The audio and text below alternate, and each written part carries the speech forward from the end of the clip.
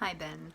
I appreciated what you said about how we really can't separate ourselves as Christians from our practice as clinicians, at least not completely.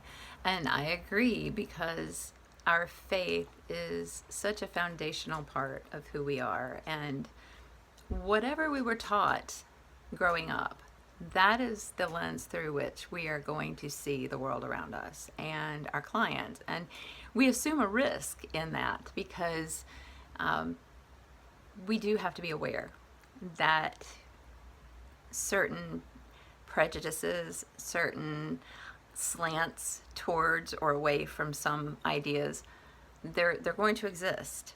And I think that the best we can do is be aware and kind of guard our hearts and minds based on that awareness.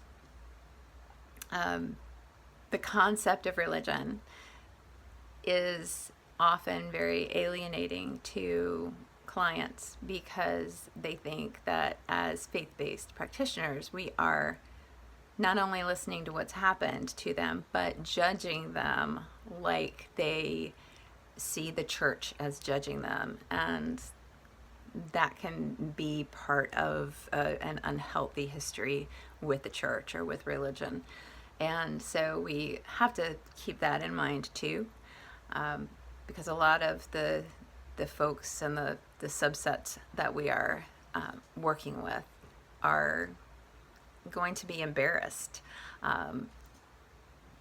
and maybe more so because of thinking that we're judging them through a religious filter. I volunteer a lot with sex trafficking victims, and when they come to me, oftentimes they're embarrassed because they have this idea that they should have seen it coming, or why weren't they smarter than that? Why didn't they see this? And so I don't usually bring up my faith.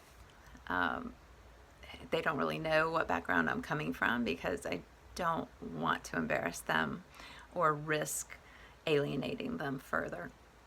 I did run across a book that I thought was interesting and talked a bit um, about representing ourselves and our faith um, in a way that's more fair. The book is called Integrating Spirituality and Religion into Counseling, a Guide to Competent Practice, and it's the second edition, 2011, edited by Craig Cashwell and J. Scott Young.